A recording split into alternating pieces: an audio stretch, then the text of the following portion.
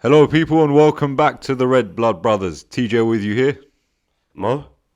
and this is another video. Today, we will be talking about Liverpool's 2-0 win against Everton at Anfield in the Merseyside derby. But before we jump in, please make sure you like the video, subscribe to the channel, and leave a comment in the comment section below. Let us know if you agree with what we say or if our opinions are just crap. Do spark a debate in the comment section. And yeah, finally back to winning ways after a draw and a loss for the last two games. What do you think, Mo? I called it in the other video, didn't I, that it was going to be a victory. At the end of the day, it was a very edgy performance. I think that there were definitely some positives and negatives that need to be looked at and assessed before going into our next game. But at the end of the day, a win is a win, and very happy with the result. Can't complain. Yeah, absolutely, absolutely. You know, it did seem a bit shaky, and to you know what? Let's go into the lineups quickly. If we get the lineup up, it was a. I think we were expected with the players that started to start. Yeah. So we had Konate in instead of Matip. Now, don't get us wrong, Matip has been on really good form, but I think it is about time for Konate to be implemented into the first team again. Also, could I just add something to that? You know how people have been always, that they jump on the bandwagon straight away when it comes to criticizing Van Dijk, saying that he's fallen off, he's lost it. I understand, he has because of, his injuries, but I think this season he's been absolutely outstanding. And I think something that does contribute to, some mistakes that he makes is the constant switching of centre back partners. Do you not think, TJ? Yeah, absolutely. So I think It's good that you sticks with Konate. Just keep it like that, in my yeah, opinion. yeah. He has been playing with Matip and played with him for a long time. So I think the synergy is already there between them. But yeah, it does cause instability, right? Van Dijk was out for Yeah, 3 games. yeah. Was it for the red card or was it 2 games? I think it was two because it was Yeah. the second yellow, wasn't it? So there's been a lot of cutting and changing, and now we have Tsimikas starting at left back as well because of Andy Robertson getting injured for Scotland. He looks like he's going to be out for 10 weeks now. Yeah, I think it was. It was definitely a lot worse than we anticipated it to be. Obviously, Klopp confirmed in the press conference that it's going to be 10 weeks. Does he need surgery on it? Yeah, Oh no! yeah, man. But Never look, good news. Tsimikas put in a decent performance, I I think. think he was alright. Yeah, no, he was really good, and we saw Trent Alexander-Arnold get the right back start again after his injury. It's good to see him back, and I really like the fact that we had Konate back in because we saw straight away Trent was going into midfield and he was playing the inverted role. So we had Konate. When you play that sort of formation or that structure of the inverted fullback, you need an absolute beast of a centre back to cover that much ground. Yeah. And Konate is that. So it was really good to see him back in the team. So we move to midfield now. Again, another player banned because of a red card. The red cards are just ridiculous this season. So we had Macallister, Gravenberch, and Soboslai. Again, Macallister is in the six.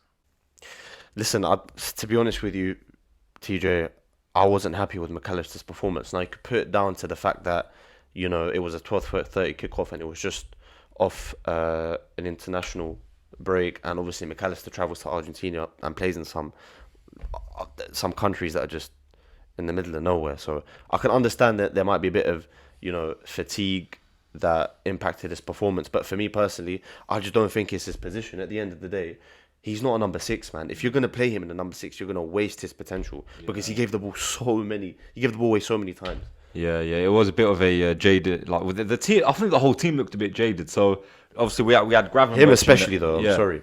Yeah, we had Gravenberch in the midfield, and let's go into the game. Right, the front line was standard. Okay, Nunez was rested because of the international break. Again, before we start talking about the game, it's so annoying that it was another 12:30 kickoff after the international break, and we've had the most in the Premier League. I think I saw a stat that said that we've had it for about 12 games, and the team after us is Arsenal for 6 or 7 games. So again, another 12:30 kickoff after the international break. It's just ridiculous. You can't tell me that there isn't agenda against Liverpool Football Club. But Agenda especially- started. No. Especially from the PGMO and the refereeing association, it's ridiculous. Yeah, for but them they to don't have continue- anything to do with. Yeah, but like, then, scheduling games. bro, like if you look at the difference between how many games Liverpool have had to play at 12:30 compared to the second team that's played it the most, it's not even close. It's like 6 or 7 matches different. Yeah, yeah. It's too much, man. And, Yeah. and Klopp has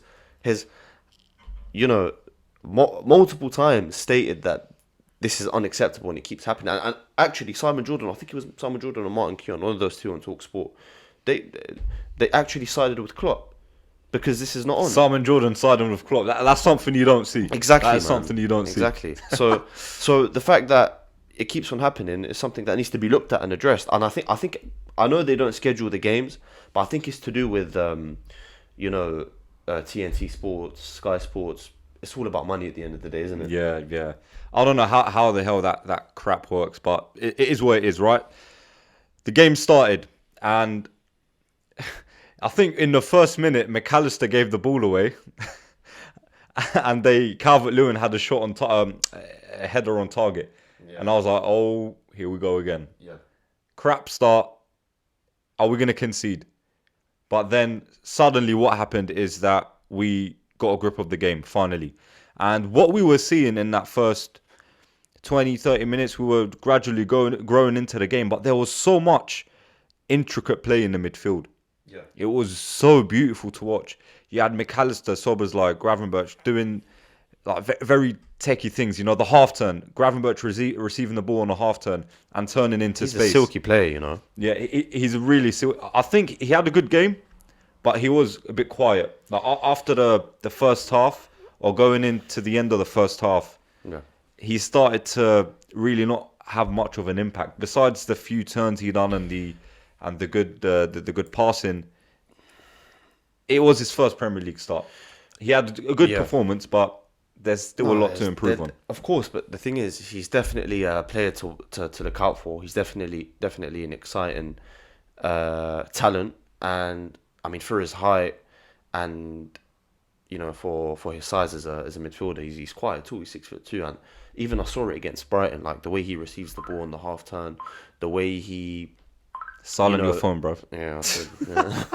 Oh my god. Carry on. Yeah. So the way he receives the ball in the half turn, the way he strives forward with the ball, his passing, it's definitely, he was definitely a good sign and definitely a player that I look forward to watching in the future.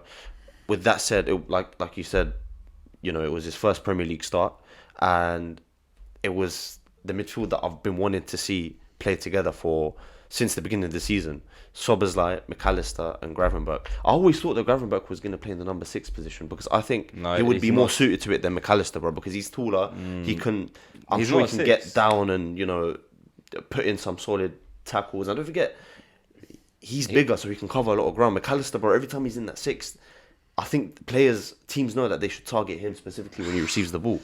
Because he keeps giving it away, man. No, Gravenberch is not a 6, man. Like, Macallister would do a better job in there than Gravenberch. Even though Macallister's not a 6, and I think Van Dijk spoke about it in the interview. Did you see it? No, I didn't. No. As Van Dijk was saying, when he was asked about Macallister, he said, yeah, it's not his best position. So I think that there is a general consensus that Macallister is not playing in his preferred position, but in the 6, I would rather have Macallister than anyone else from our midfield at the moment. No. Even though it's not his position. So why not play Endo?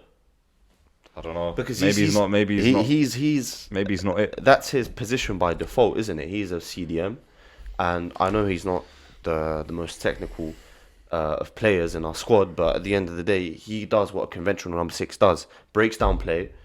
He covers ground as well, and even against Leicester, you saw those passes that he was playing. Like, he's a technically decent player. Yeah. So I don't know what we plan to do, but like I said, man, this goes back to what I said in our previous video. We need to address that number 6 situation in January. Absolutely. Can't wait for it. Moving away from the number 6 issue, I think that's been spoken about since the summer, and we're still speaking about it. Yeah. It's crazy. Anyways, what I really liked was just watching a midfielder doing a half turn. Like, I was like, Imagine Henderson trying to do that. look, I don't want to talk about. Look, I don't want to talk about. Oh, Milner. I don't want to talk about previous players we had. You know, they've moved on. Thank you very much, but I think we've been deprived.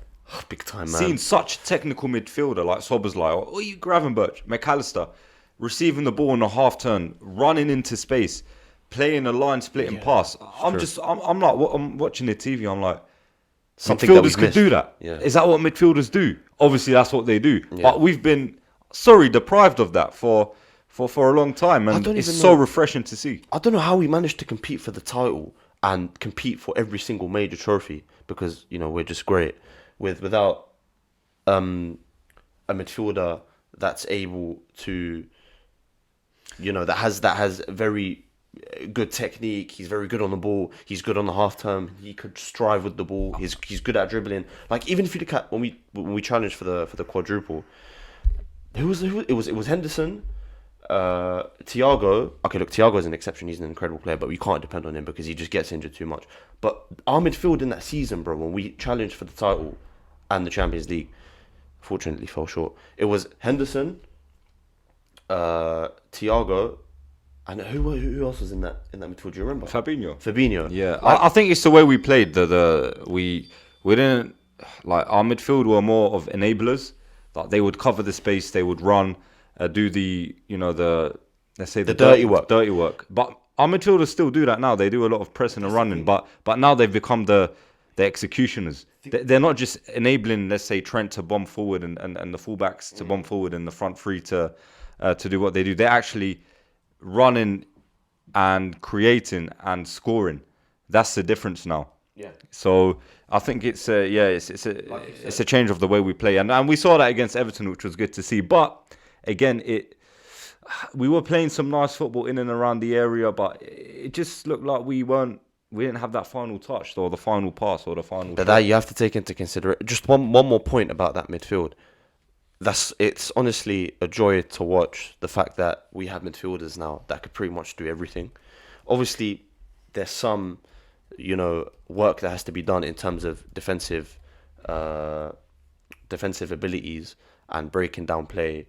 Obviously, that's going to happen once we sign an adequate number 6. But just to see our midfielders now striving with the ball, taking on players, dribbling, creating chances, even shooting. Yeah. Like we have a midfielder that can actually shoot. When was the last time we actually had a midfielder that could bang it in from everywhere? Ox was like that, but he was unfortunately injured. Exactly. Exactly. He had the potential to be like that, but yeah. Should we talk about the front three? Yeah, no, the front three were. We'll get on to Salah and his poor performance, but still coming out with That's 2 what goals. I'm saying. This guy is not normal. Yeah, he's a hybrid. But first, let's get on to the red card. So Ashley Young got booked with the first challenge he done. I think it was who was it on? Was it on Gravenberch? I think so. No, that was Tarkowski where Gravenberch done him on a half turn. Yeah, I can't remember who Ashley Young tackled. Anyway, it was a rubbish challenge. Yeah, rubbish. He completely took the player out. It warranted a yellow card for sure. But it was his first challenge, so there was a debate around that whether he, should have got let off. Yeah. So I don't know, but it can go both ways. So I don't think it's too much of an issue that he got booked. And then the second yellow, as he was trying to tackle Luis Diaz, he completely missed him and took the player out, which definitely warranted a second yellow card. I don't know what the debate around. I don't know if there is a debate, but they're saying that maybe should have been his first yellow. Apparently, look, there's this rule that when you get booked the first time and you commit a second foul, depending on the severity of the challenge, that factors in to whether or not the player should receive a second yellow. Like for example, I've seen it in previous matches where. I'm not going to talk about the Kovacic one against Arsenal. That was a blatant second yellow. But you're allowed to foul after you receive a first yellow card and not be sent off straight away. It honestly depends on many things, whether it's a goal scoring opportunity, if he's literally wanting to take if he wants to take the player out completely. Yeah.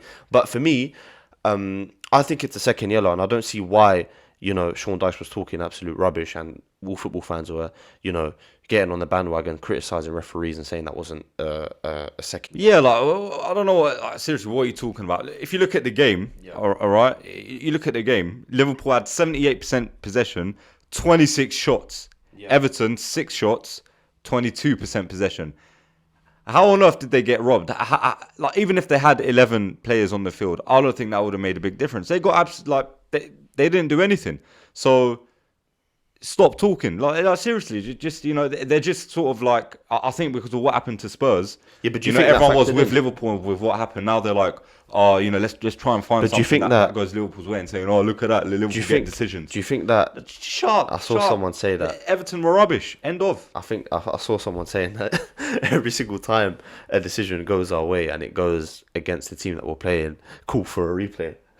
That's just stupid, man. That's funny though. Stupid. That's actually funny. It's just football tribalism, right? But you can't compare. Look, red cards, yellow cards, fouls, penalties. They're all, let's say, contentious, right? It could go for you. It could go against you. It happens. But when a clear goal that was actually given but not reflected on the scoreline, when that happens, that's a completely different story. And anyway, Everton, to be honest, even though we weren't our best, they still got played off the park. Can I ask you something though? Yeah. You see because of the ridiculous decisions that were made against Spurs when we played Spurs. Do you think that factored in, or is going to factor in to every single decision that referee will make against, or when they're ref in the Liverpool game for the rest of the season? I don't know. I think it is, bro, because at the end of the day, the amount of abuse they got, and rightly so, the amount of criticism and scrutiny they received after we got robbed. I think it's gonna do us massive favors. Now, I'm not saying that it means that refs have to give decisions in our favor, which aren't necessarily true, but it has to lead to consistent decision making, not just in when we play every single Premier League match. Yeah, there has to be a consistent line of decisions being made, which reflects that decision making is gonna improve, because it's still an issue. There's a lot of inconsistency in decision making when it comes to referees officiating in matches. But listen, that's a different topic. Let's talk about our goals, man. Yeah. So Ashley Young got sent off. We were playing against 10 men, which is actually it's hard to play against. We would know, right? We've won with 10 men twice this season, and should have won 3 times with 10 men. But we did manage to break the lock. So when the penalty happened, it was a clear handball, by the way. Look, I know he was maybe a bit close to the ball, but his arm was really out. And you can't not give those. So if we look at the substitutions that happened, I think when we got the penalty, it was Luis Diaz put on the left back role, because I remember Tsimikas was substituted and Klopp wanted to go, because it was 0-0 at the time, and Klopp wanted to basically position the team in a very attacking posture. Yeah. Because obviously playing against 10 men it's not as easy as people make it out to be, because they had every single man behind the ball. Yeah. And obviously we know Sean Dyche's playing style. He loves sealing things up and just basically get everyone behind the ball and just lump it forward when you get the opportunity. So, but Diaz was kind of playing in that left back position, but obviously we were just attacking them because we had most of the ball. I think what Klopp done is he substituted Costa Tsimikas and Gravenberch for Elliot and done well and Nunez, and that's where I think the difference happened. Harvey Elliott came on, and he really showed a lot of maturity, a lot of composure, and he had a big effect on the game. See the shot? Yeah, brilliant shot off the bar. So I think a big shout out to Harvey Elliott. He really, I think he changed the game when he came on. He added something that was missing. I think he's no, definitely, and I think you know what, he's actually better when he comes off the bench. He's very energetic. He's technically very, very good. He can pass, he can dribble, and obviously he pulled off an absolutely great shot, which Pickford saved. So I think bringing him on was definitely the right decision. But in terms of, let's talk about the penalty, Mohamed Salah. I thought he was going to miss. Yeah, because he was Mo playing Salah. so bad. He was playing so bad, honestly, bro. That performance, but you couldn't even take on any players. Every time he got the ball, couldn't cross it, lost it. But he just scored. couldn't pass. He couldn't pass. Yeah, that's yeah. what's like mind-boggling about this guy. This guy, as much for me, he's one. I think he's the best Premier League winger to play. Like, look, it's a debate, but for me personally, I think he's The best wide forward. Yeah, in the Premier 100%. League. No one has got his numbers from the position he's But played. he was He's playing- not an out-and-out striker. he was so bad. Yeah. He was Yeah, so yeah, bad. yeah, He yeah. he bagged 2 goals. Yeah, maybe I think you know what, it's the international break. It's the international. It happens all the time, and the 12:30 kickoff doesn't help. So sometimes you just got to give the players benefit of the doubt. Everyone looked a bit jaded, to be honest. Still got 2 goals. Yeah, exactly. So he came up with the penalty again. His penalty technique, his run up, it's weird. It just looks weird. It doesn't fill you with confidence, but he puts it in the back of the net. We go 1-0 up. That's it. I don't think Everton had a chance to get back into the game, especially with 10 men. It's at 1-0. At 1-0. Did you see that Pickford, to basically like show that he's been studying every single penalty take? He had like percentages on his bottle. Yeah, of what's the likelihood of them shooting the ball left or shooting the ball right? I mean, that was just, mate. I don't know why you have that. Just take it off because got done. He's annoying, Pickford. He's annoying. But yeah, so we get that goal, and then there was a lot of control in that game. We controlled it really well. We managed it. Matip came on because Konate was on a yellow, and I think he should have got the Yeah, second. that was another controversial decision. And Klopp actually came out and said that we were lucky to not have received, or Konate was lucky to have not received the second yellow. I think, bro, you know what? If he was going to send Ashley Young after fouling Diaz, that was the first foul after he initially received the first yellow card.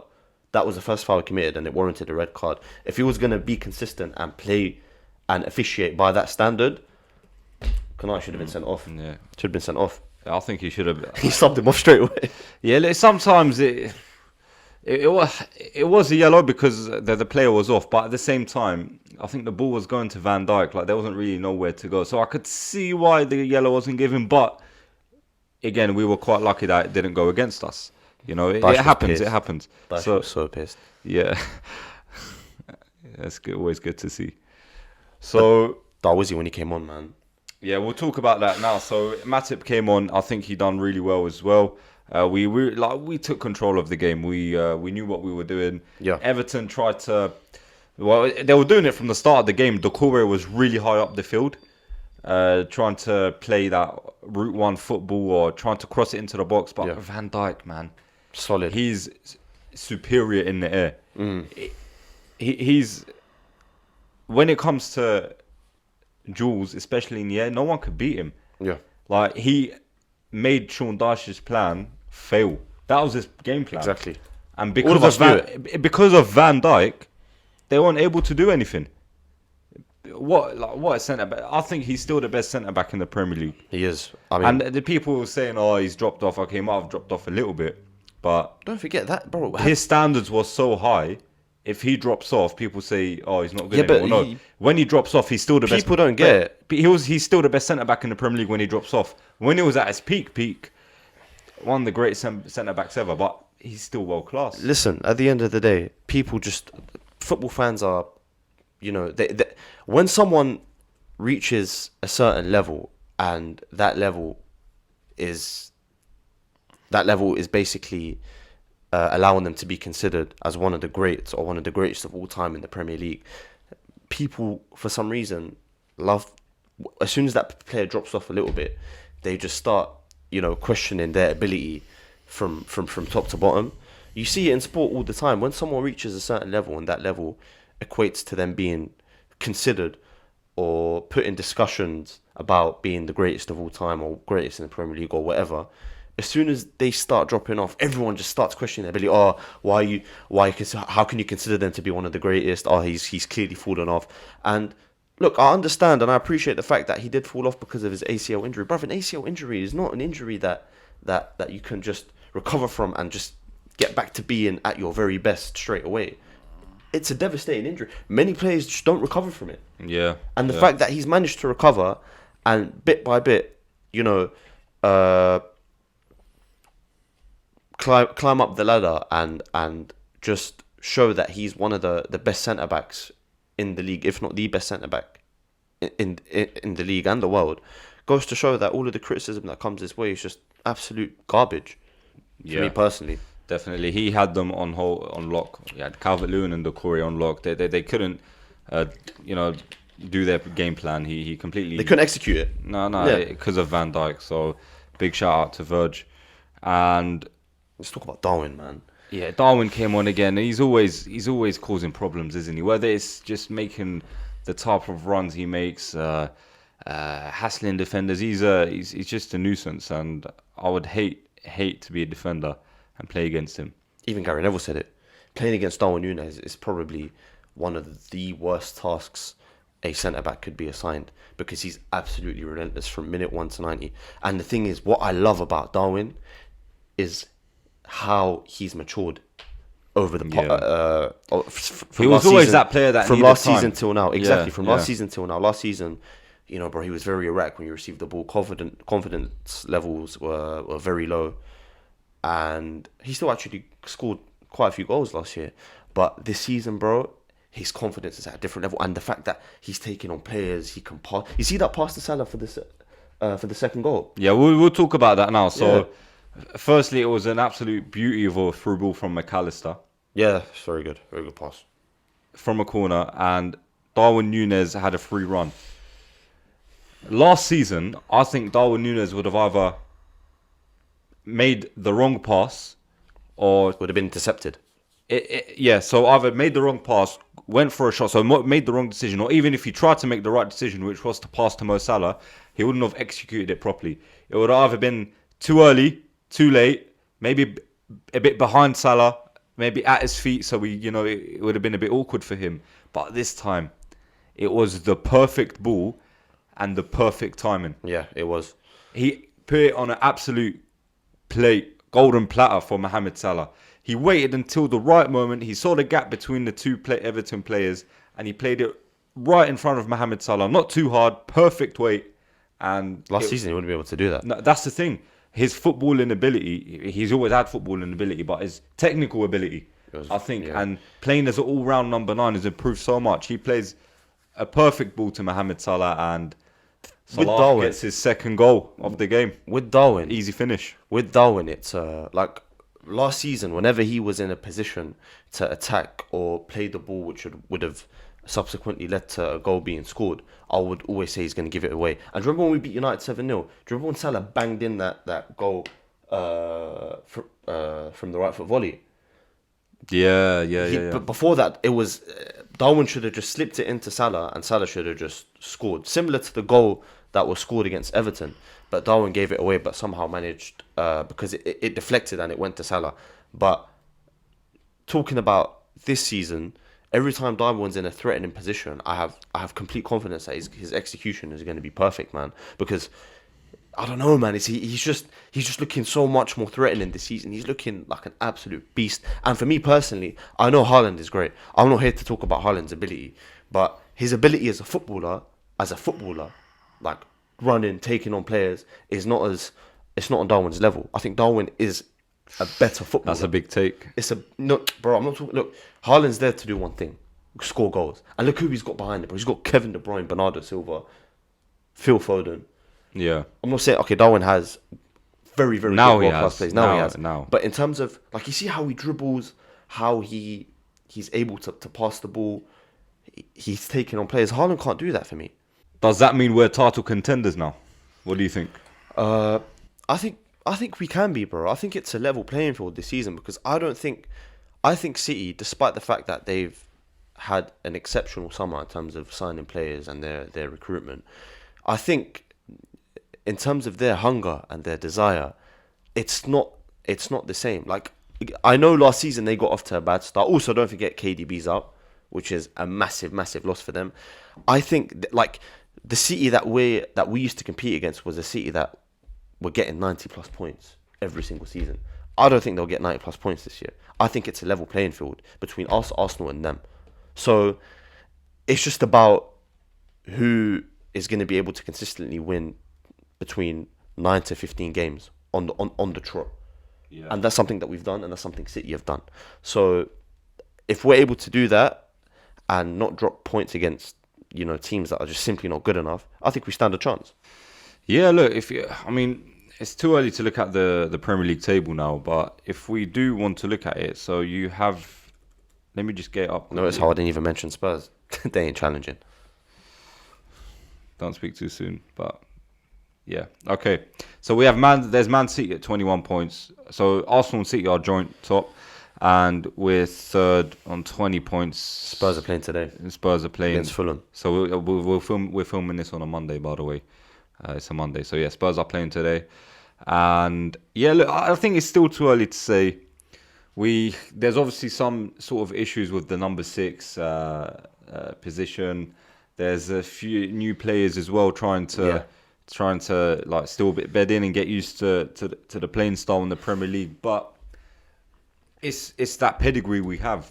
We know how to go toe to toe with City. And Klopp as well. He's the best pound for pound manager. Yeah, we've done this before. We have the experience. A lot of the players that have done it are still here. So I think that let's wait and see what happens, man. I think we could challenge. We can challenge, but I'm not going to sit here and say we're going to win the league. We're going to win the league. There's many, like you said, bro. There's many factors that come into play. There's many variables that have to be considered. At the end of the day, it's this season, like from the get go, we established, like as fans, we discussed this. This is the rebuilding process. So if we don't win the league this season, it's okay. Like Champions League, we have to secure that. But if we don't win the league this season, it's something that we shouldn't be too upset about, unless we're in a position like Arsenal were last season, where we're top for like 200 days and we bottle it. But I just like, if we don't win the league this season, but we get top 4, maybe get a trophy, I'm happy with that, considering how bad we were last season. Yeah, fair enough. Yeah, so I think that's everything. We'll call it a day. We'll wrap it up. Thank you very much for watching, guys. Let us know your thoughts. Can Liverpool challenge for the title this season? Do we have the players, the right structure? I know we do have the firepower. There's still a few tweaks to be made, but let us know your comments. Please make sure you subscribe to the channel, like the video as well. It helps with the YouTube algorithm, and we will see you again very, very soon. Take care, guys.